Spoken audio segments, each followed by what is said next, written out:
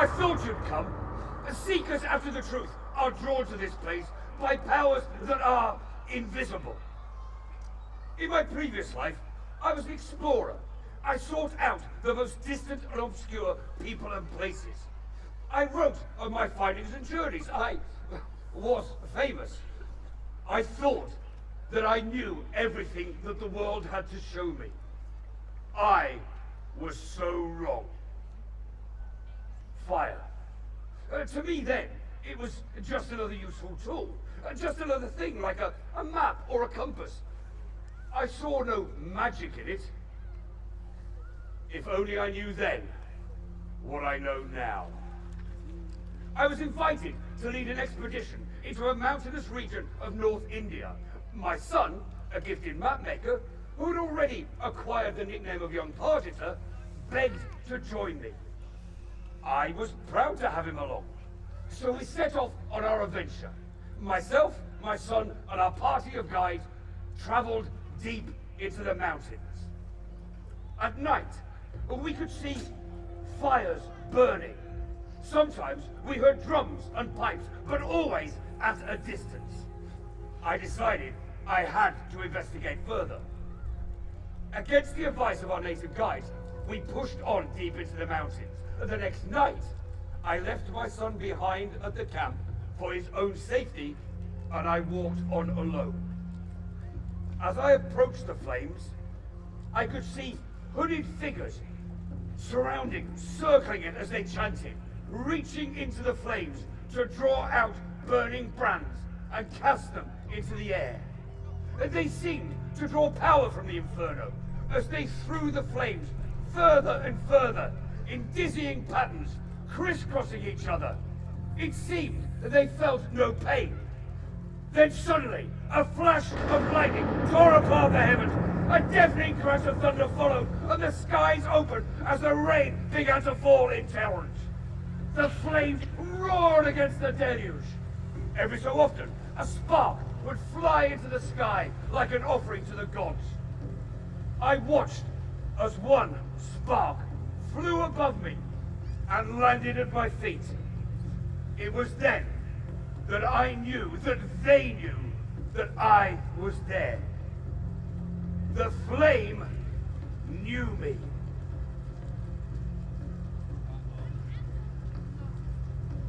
I scrambled down the mountain in a blind panic, but the flames followed me. I was surrounded by fire on all sides, reaching out, grabbing at me, and then I fell! When I awoke, I was in a cave. In my time in India, I had acquired the ability to speak many different languages, many different dialects, so I called out. Nothing. I tried to speak, to explain, when suddenly a burning flame was held close to my face, blinding me, and a voice spoke. The voice told me that the ceremony that I had witnessed was a secret one. Any outsider witnessing it would be cursed.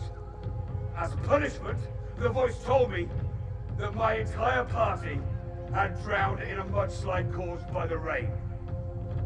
I had lost my beloved son. My pride and curiosity had brought about his untimely demise. I think I passed out again at that point. How long I was in the cave, I do not know. The voice told me of an ancient religion of fire worship. I had felt its full force. I had lost everything dear to me. And so, I decided to devote myself to the study of the supernatural power of fire. I lived in the mountains for years. I learned ancient rituals to harness the power of fire to create miracles.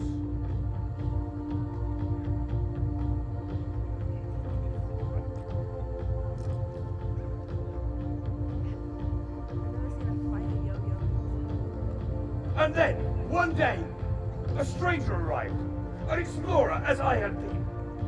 He was Hungarian. He too was fascinated by the stories he had heard of the mountains. I told him my tale, and to my amazement, he knew my name. I told him of the tragedy that had befallen me. He inquired about the rituals that I learned. He wondered if I had ever thought of using the power of the flame to bring back the spirit of my departed son. He suggested I return to somewhere where my son and I had had happier times. I immediately thought of Whitby. We'd enjoyed many a holiday here. And so, I left my cave and returned to England. I have studied hard. The flame will bring back my son.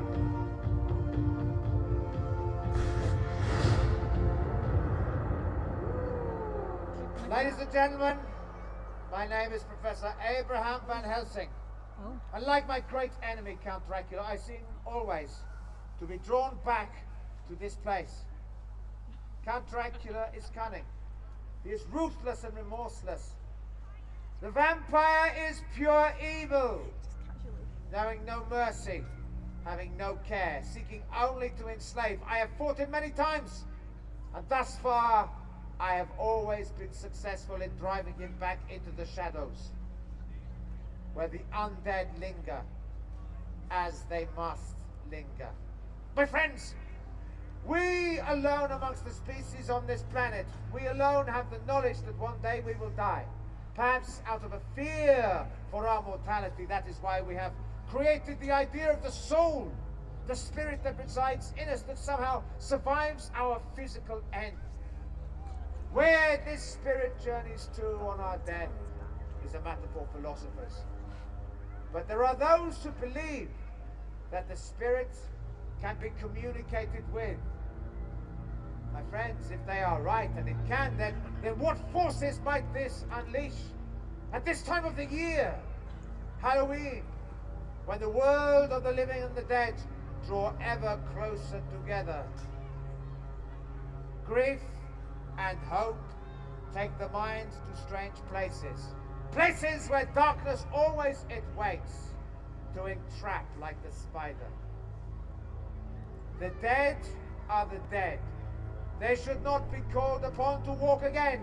For if the dead walk to earth, then it means that there is no more room in hell. It's a bit melodramatic, isn't it, Van Helsing?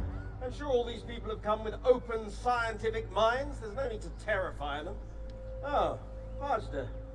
Still playing with matches, I see. You want to be careful with that. One of these days you'll spontaneously combust. Very witty, Professor.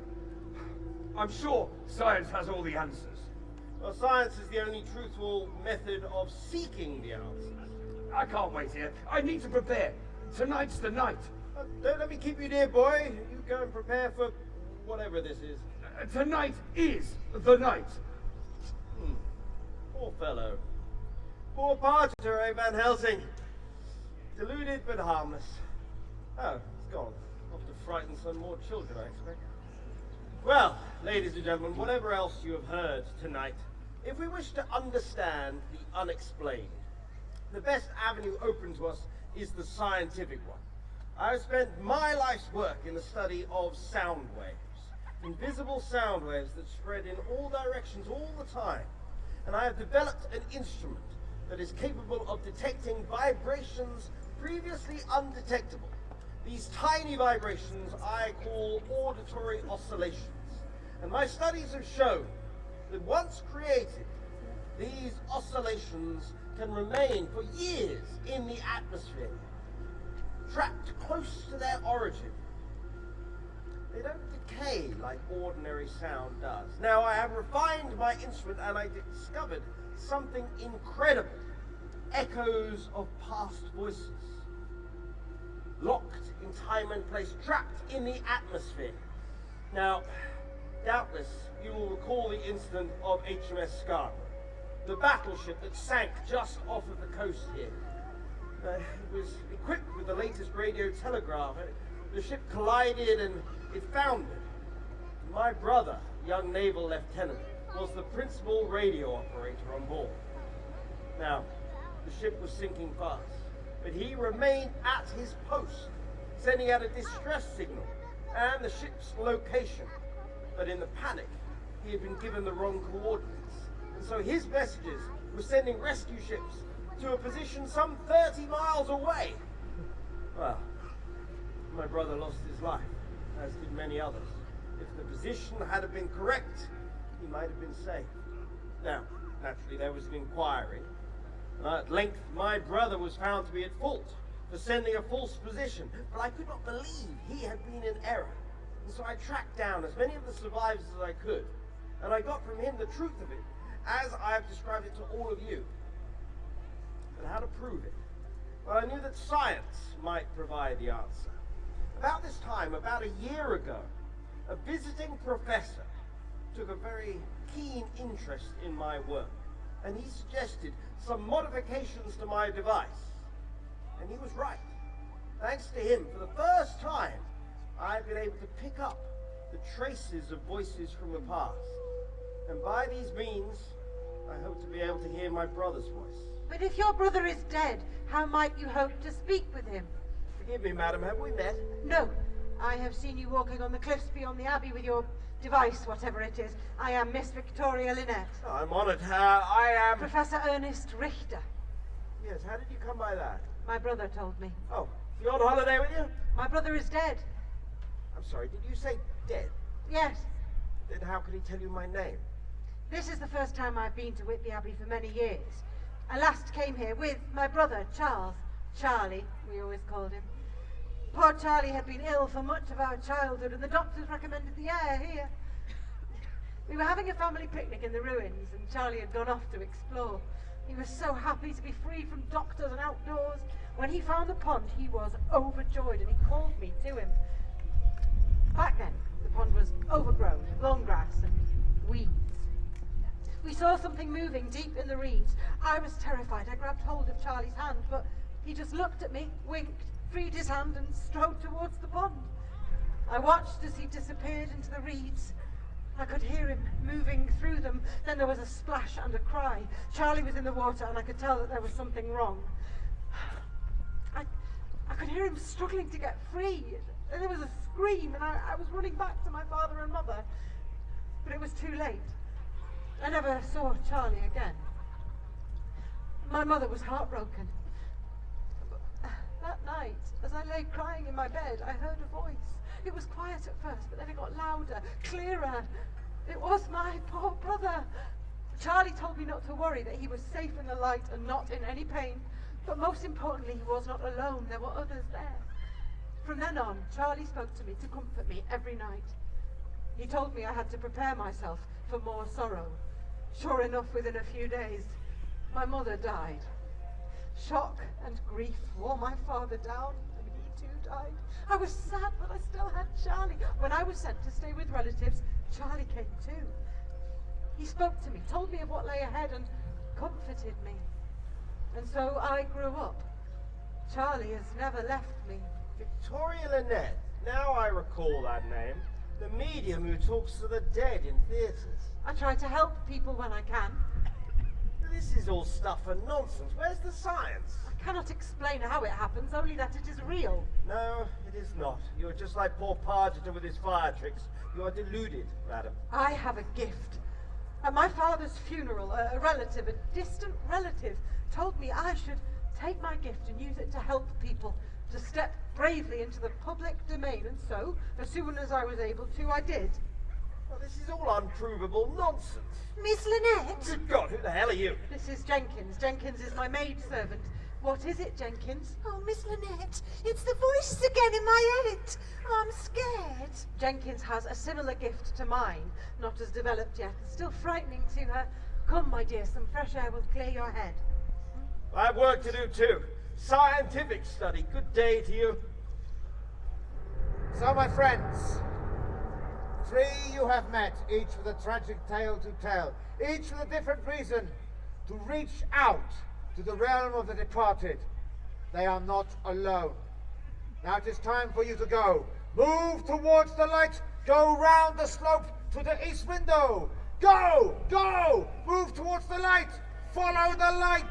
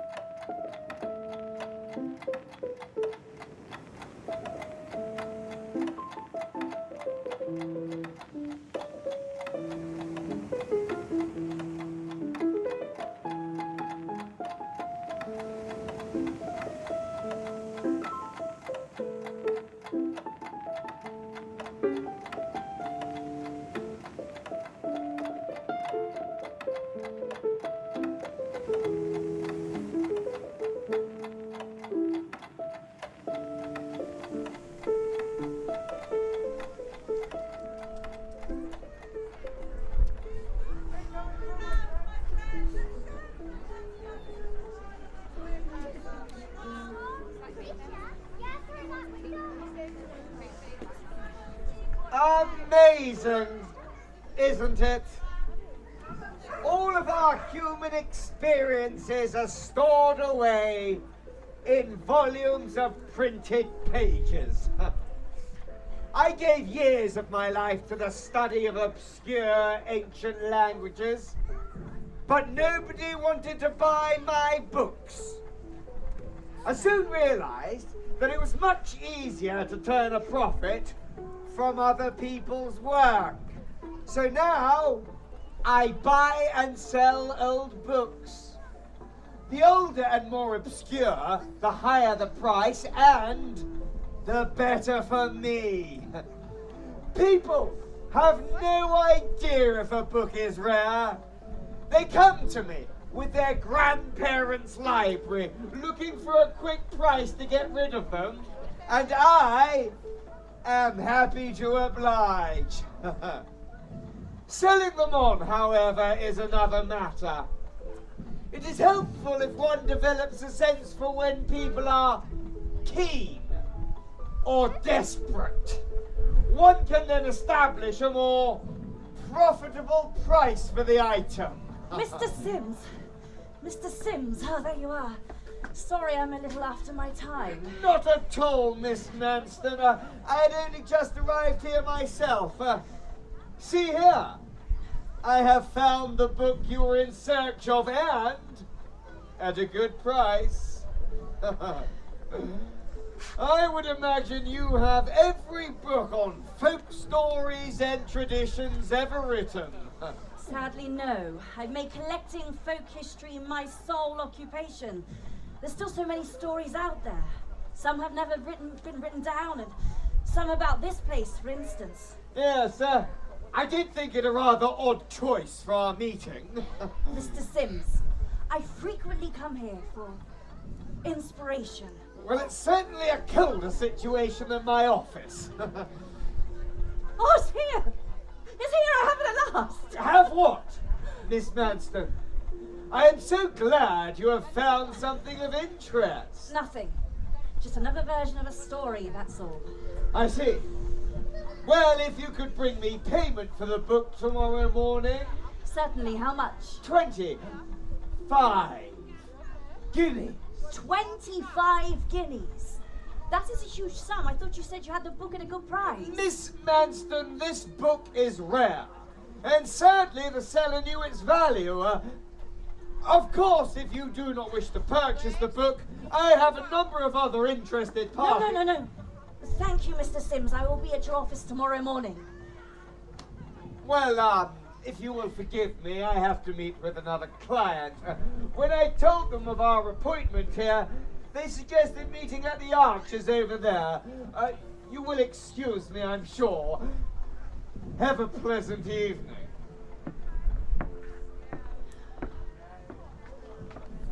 I'm lucky to be able to afford such indulgences. If any of you have an interest in folk tales, perhaps you've heard of me, Alexandria Manston. I have been a collector of folk stories for as long as I can remember. Unless I record them myself, they will be forgotten from memory. Whitby is my place of memories.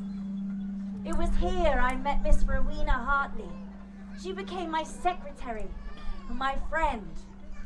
She shared my passion in old stories, and we spent many a happy hour wandering the coastal paths, telling each other tales as we went. There was one tale in particular. I heard it from an old fisherman here about a young man, a student, who lost his love at sea. He searched along the beaches for her, but to no avail. He went mad with grief and resorted to the dark arts to try and win his love back. In his studies, he had been tempted to look at forbidden texts, and in one of these, there was supposedly an incantation that could raise the dead from the sea. The poor man was so desperate that he went to the cliffs below St. Margaret's Church on a night much like this, and he uttered the words he read. Sure enough, from the depths of the ocean where her body lay, the spirit of his love appeared to him, offering words of comfort. According to the tale, he was so enraptured by the sight of her, he walked out into the cold waters, and he was never seen again. It's just another story, of course. But then I too experienced a tragedy. My friend, Miss Hartley, and I were talking about a favourite beach of ours just down the coast, and we fell into a disagreement about the fastest way to reach it. I said walking will always be quicker than Rowena's favourite method of rowing there. And after much debate, I made a bet. Whoever got there first would have the satisfaction of knowing they were right. My walk along the cliff tops meant I could see Rowena's progress and she mine. I waved to her as we set off. She rowed furiously. I tried not to run. I waved to her, and every so often I could hear her singing. But I wanted to win. As I walked, I wished to myself the wind would just blow her back. It was an idle thought, but as the thought went through my mind, I felt an icy gust of wind blow across the back of my neck. The next time I looked out to sea, there was nothing but an empty boat. I ran to the water's edge. There was no sign of her. Miss Hartley was never seen again. I'd lost my best friend, my companion, and I had the unpleasant feeling I had wished for her loss. I was broken-hearted. The more time that passed, the more time I spent here, looking out to sea. And then I remembered that story. Was there any truth in it? I scanned every version of that story I had, each lacking the same detail, the wording of the incantation, until now. Finally, I have the missing part of the story. Finally, I have the words. But now I must decide. Do I dare to use them? Miss Manston, I strongly suggest that you do not. The dead have power neither we nor they understand. Who is there? Who is it? Come into the light where I can see you. I know you. You're Victoria Lynette. I saw you last night at Paxton's. Yes, that was me. You were incredible when you spoke with your brother. Thank you. I know it's a strange request, an imposition on your time, but are you able to speak with your brother now? Charlie is always with me.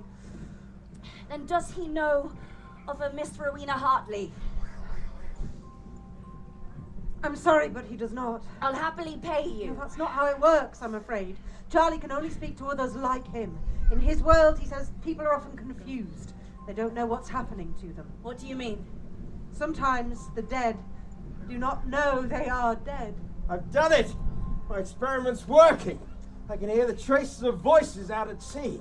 Faint, but they are there. Oh, good evening, Miss Lynette. My apologies for disturbing you. This poor lady was just asking for my assistance, or rather, my brother's help.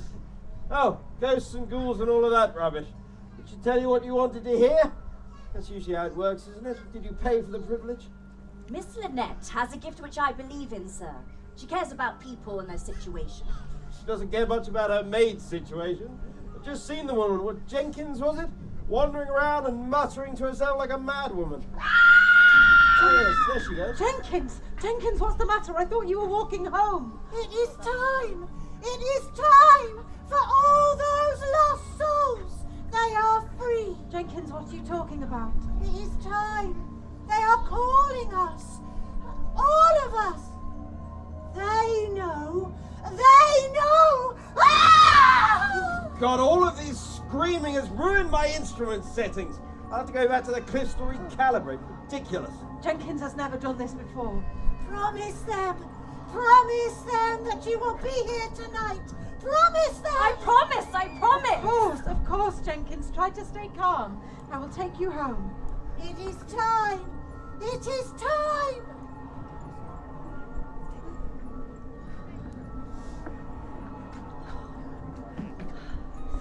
I'm going for a walk. To the cliffs.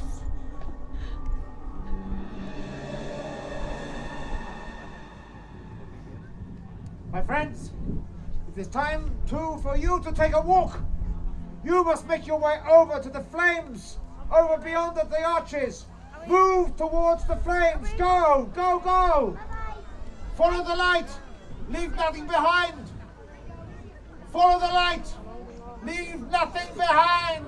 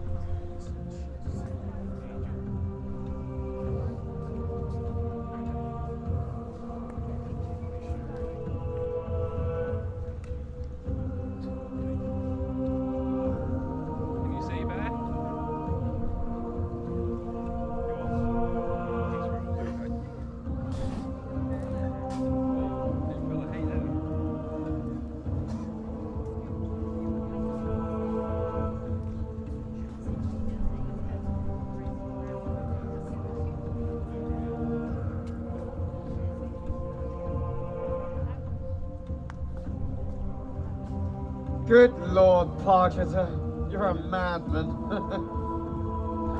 I say, Pargeter, steady now. Look here, do you remember what I told you about your books? I have a great number of them. If you would consent to sign them, they would be worth more. I could sell them. Split the profits. Pargeter, what are you doing? It is time. Pargeter, what are you doing? Poor fellow. Lost his wits to grief and his mind to strange imaginings. Such a pity. Anyway, I await the arrival of my client.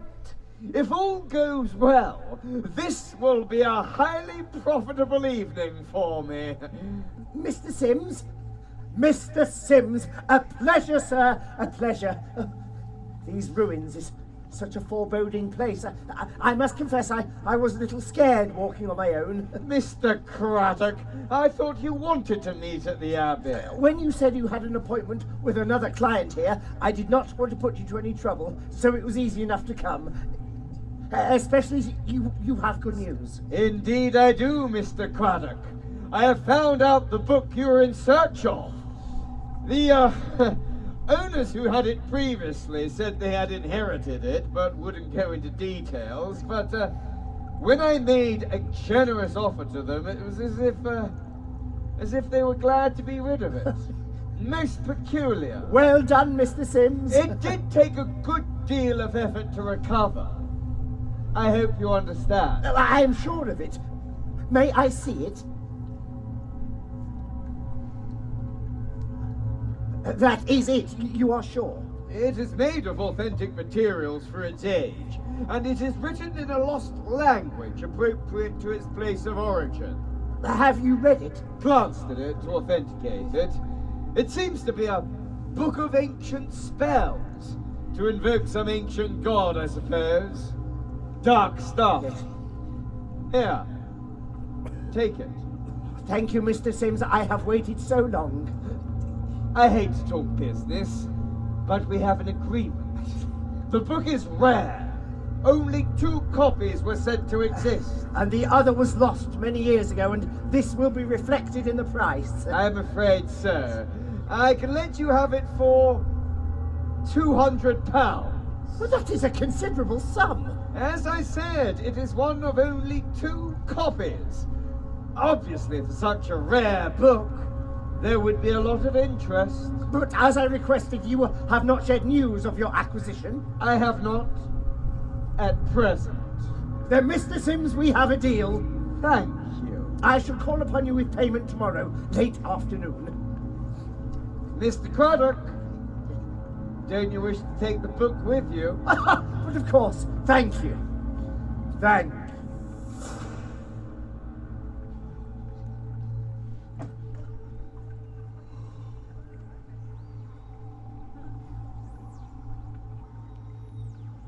Strange. I can hear a buzzing. Or a voice. Or something. Ah, Sims, you old bookworm. Very funny, Richter. My device is now picking up voices from the past, trapped as auditory oscillations. I think I've even picked up something from the Scarborough. Listen.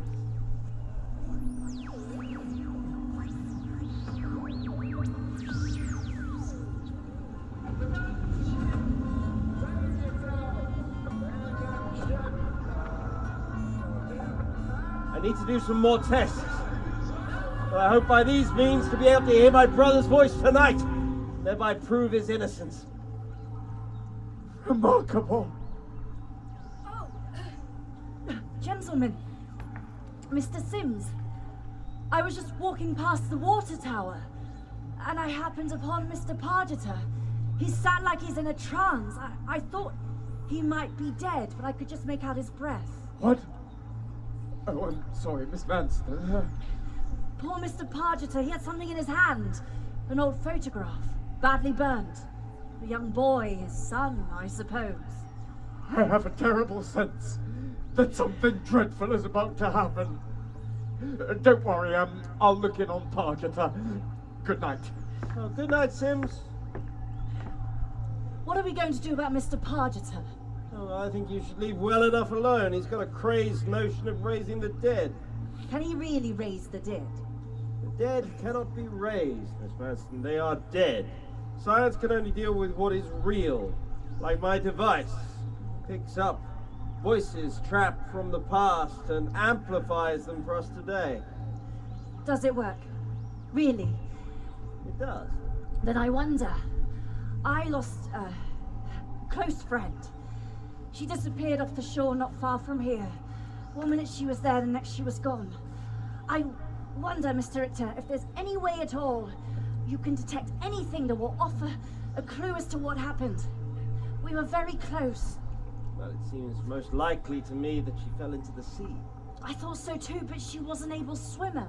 If she'd fallen in, she would have been able to keep herself afloat, and I would have seen or heard her. Please, Professor Richter. It would offer me such relief to know it wasn't my fault she was lost. I'll do my best to assist. When was it this took place? It was 2 years ago to this day. Very well. I will calibrate my device and then listen. Now, don't get your hopes up too high. We'll be able to hear what there is to hear, if there is anything to hear. What is that? I can hear her voice. Singing. Something happened. What was that?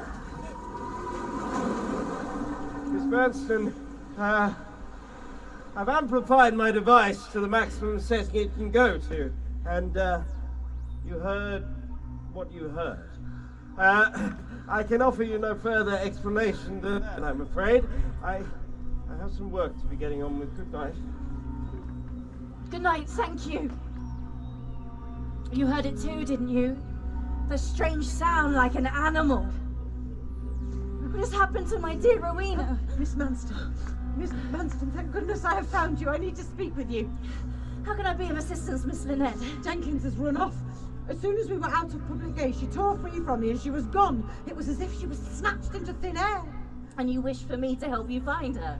No, I'm sorry, Miss Manston. I was looking for you because I've had a message for you. Who from? Miss Manston, it was from Charlotte. Oh, she heard from Rowena.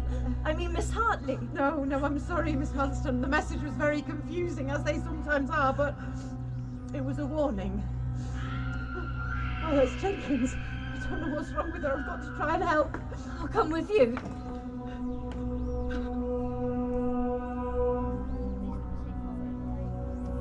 My friends, some strange force stalks the grounds of Whitby Abbey. We must go over here for our safety. Go! Follow the light over to the Abbey wall.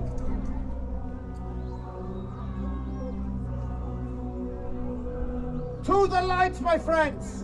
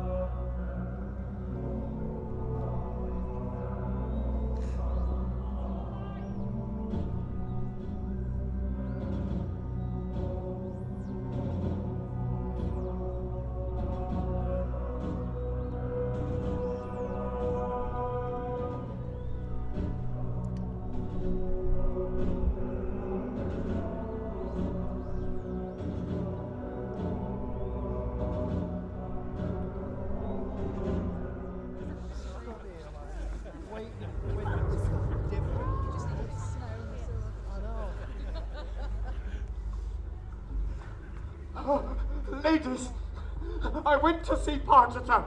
When I discovered him, he was still sitting exactly as you described.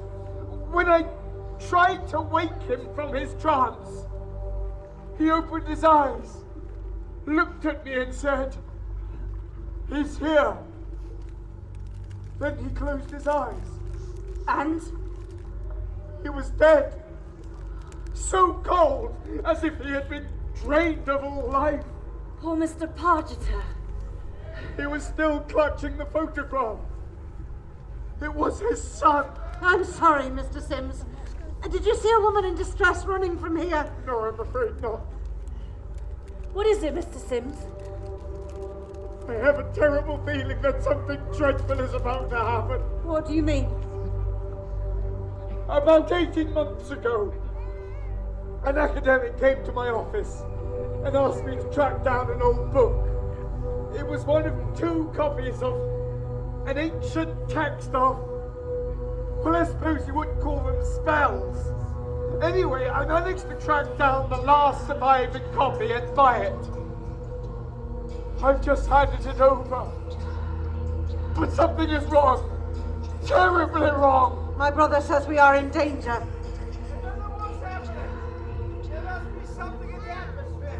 I was making good progress, but now everything's gone completely off the scale. I can't control it. Listen! brother's voice, but I can't understand what he's saying. Charlie, that is my brother's voice. Rowena, is she here? They are all here. Who are you, sir? Professor Richter, I am disappointed. I know you, sir. At my father's funeral, you were the distant uncle who told me I should take my gift and make it public. Indeed so, dear niece, and how you have grown. I trust dear Charles is well. And Professor Richter, you remember the visiting expert who suggests you direct your research into, what was it now, auditory oscillations? Surely you recognise me. Watkins, Professor Watkins, it is you. Well, you'll be pleased to know that you were right. It works. All your work, my dear boy. I was merely the catalyst. Mr. Sims, thank you for the book. Mr. Craddock, this is the academic I gave the book to before I went off to see Pargeter. Ah, yes, poor Pargeter, who would have remained in his cave had he not been visited by a Hungarian explorer who just happened to pass by and suggest he return here to enact a fire ceremony to raise the spirit of his lost son. But I don't understand. I've certainly never met you before. Miss Manston, the collector of old stories, whose companion mysteriously vanished. Lucky for you, an old fisherman told you a tale to offer you hope and a chance of redemption. What was his name? William Boyd. Hey, Billy to me friends, I've a tale for you, missy. A dark one, mine. That was you. But why? Because I needed each of you to be here in this place at this time, each with your particular need to commune with the dead. You're a man of science. Why this subterfuge? Because this thief wishes to take that which you have all discovered and use it to seize control of the realms of the departed. Van Helsing, I hoped you might be here to witness my triumph. Count Dracula, I am never far behind you, for always the vampire it returns to its nest. Did you say vampire? Like in the old stories? What is all this? For centuries, this creature has sought to enslave mankind. Always, his plots have been foiled. But now, he wishes to take control of the world of the spirits, to turn them to an army to serve his wills. This is all nonsense. Vampires don't exist. They only appear in stories. Blacket-sucking monsters to frighten children. When I swept down on your friend in her boat, she had no time to be frightened. That was you! I was hungry. She was alone. I flew past you as you waved. You saw nothing. That's what my device picked up. So, Count Dracula, here we all are. What do you intend? I will now raise the spirits of the Abbey. Thank you, Miss Manston, for your help. What do you mean? A short while ago, Miss Manston stood on the cliffs and recited the ancient rhyme from her book. You will be pleased to know that she has begun the process. The sea will give up its dead. Miss Manston, is this true? I warned you. Yes. Yes, it is. I wanted to know. Now, with this book, I will raise the earthbound dead. Vojvado stojkel die. Jezikeli, vojvado stojkel die. Jezikeli, vojvado stojkel die. Count Dracula, what have you done? Continued the process. If I cannot be master of the living, I shall be master of the dead. The undead and the true dead will follow my will. Two armies of my willing slaves. Together, we will defeat the living. This book is my power over you all. And this book is my answer to your evil. You mean the other copy of this book was destroyed? No, it was not destroyed. You said yourself it was lost, found, and carefully guarded for just such a purpose as this. Ilin Chaput, O Voivada, O Mani Strek, Daimon, Kamos, Ilin Chaput. It is my brother, Charlie! Rowena! It's you! My brother, my poor brother! Young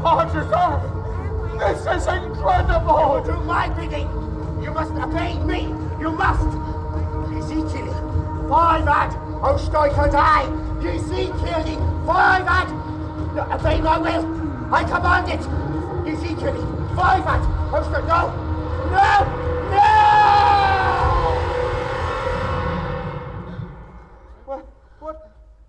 What happened? Is it over? It is. For now. Who is there? What is it that you always tell your students, Van Helsing? Always have another plan. Who are you? You do not recognize me. Good. I can go about unknown once again. Miss Lynette, the voices! This is my maidservant, Jenkins. I found this poor creature, half mad, wandering the ruins.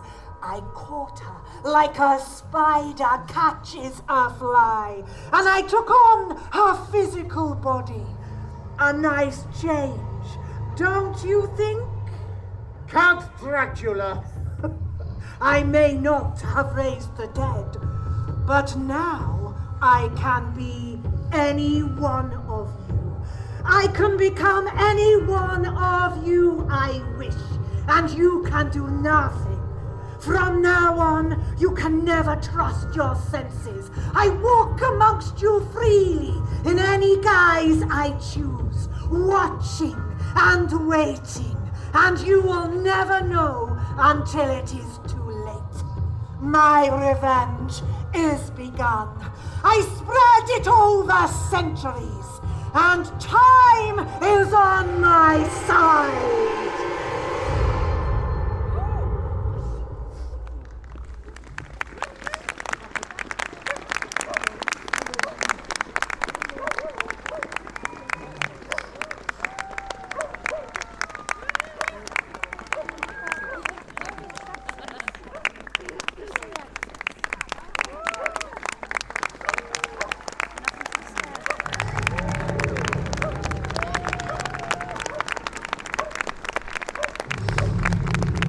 Ladies and gentlemen, on behalf of Time and Tell Theatre, thank you very, very much for coming on, and we hope that you enjoyed The Dead Shall Walk the Earth.